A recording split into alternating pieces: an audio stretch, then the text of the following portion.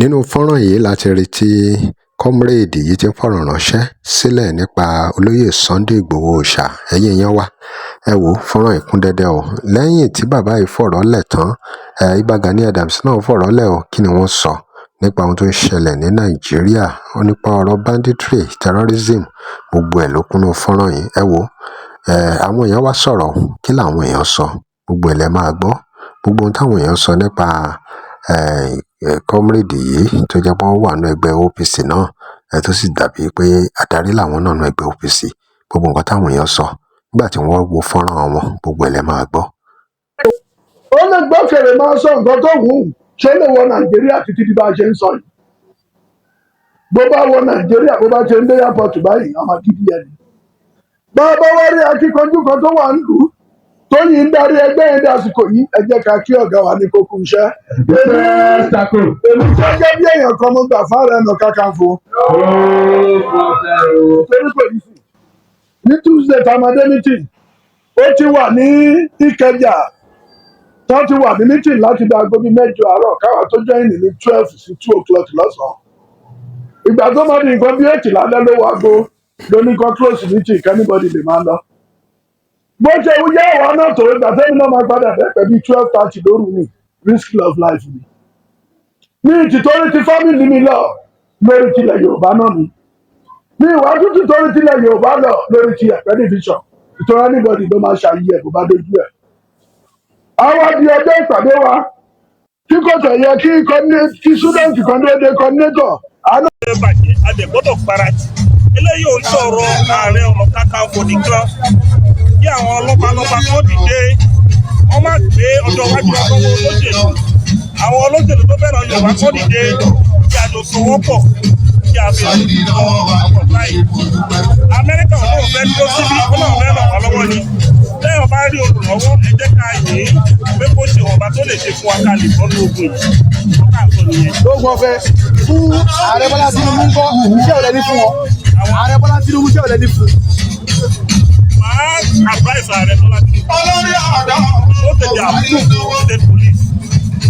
Bí àwọn gómìnà wa ṣe sọ pé àwọn fẹ́ state police yẹn, ó tẹ̀lé àbúrò ẹ̀ ọ́ní sọ́ọ́nì press. Àwọn Nigerian security tó kójọ kò ṣe ń cross. Àwọn ẹ̀yà yìí wà nù wọn. Àwọn terrorist wọ́n ní hard currency lówó tí wọ́n gbà. Wọ́n ti rà wọ́n. Kò sí ìkọ́tọ́ bá ṣe ní Nigerian federal security tí ò ní lè lọ́wọ́ àwọn ọ̀daràn. Ẹ wo wọ́n yẹ pa Ìgídà Ùbá. Ó tẹ̀sí wọn, ó sọ fún ọ pé ibi tó ń wà rèé o, wọ́n á fi ẹlikọ́pítà gbé o. Wọ́n dẹ̀ líìkì ẹ̀. Wọ́n líìkì ẹ̀ lọ́wọ́ tẹ́rẹ́sì wọ́n lọ mú bí síkì wọ́n dẹ̀ padà. Irú ìlú wo la wà tó ń gbéyàn lójoojúmọ́ tàdé pé ransom?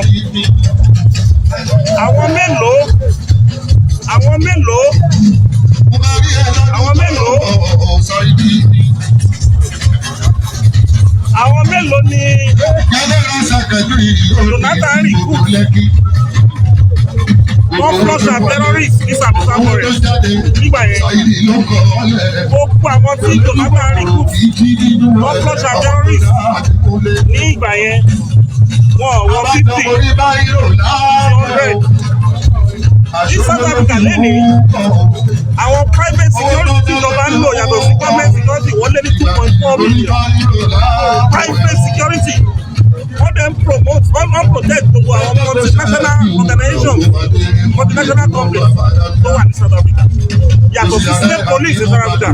South Africa ti wá recognize àwọn private security wọ́n dẹ̀ ń gbé bọ̀ gidi. Mo ní Nàìjíríà gba ẹ̀ẹ́dẹ́gbà yẹn. Nǹkan táwọn South Africa ṣe yẹn àwọn South Africa lè wọ́n ẹ̀fẹ́ kò tọ́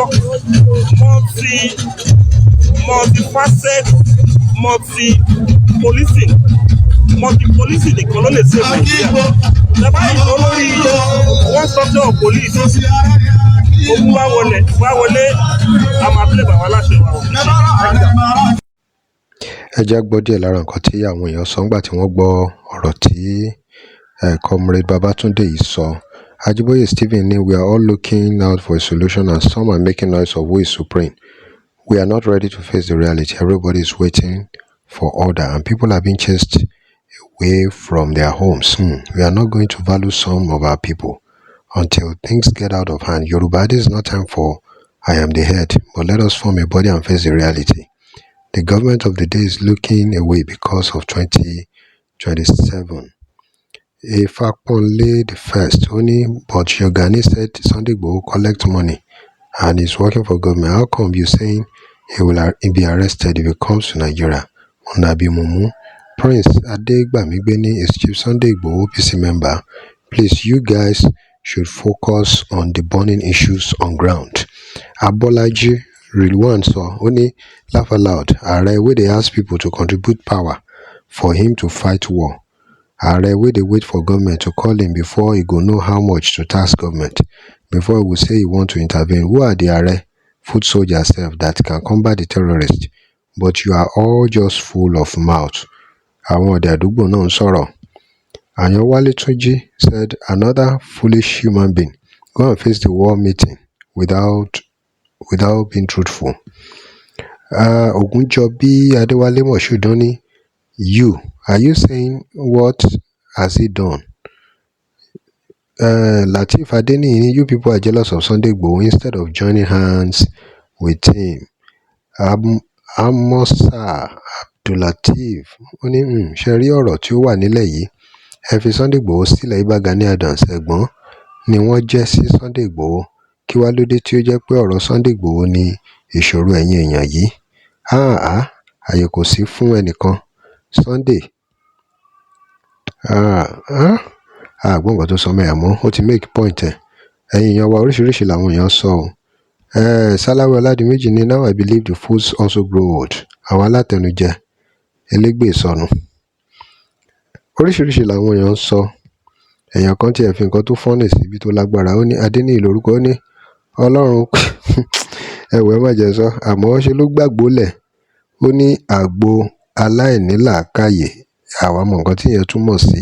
Gbogbo nǹkan táwọn èèyàn sọ rèé o nígbà tí wọ́n rí fọ́nrán tí Babátúndé, comrade Babátúndé, fọ́nrán tí wọ́n sọ nípa Sunday Igboho.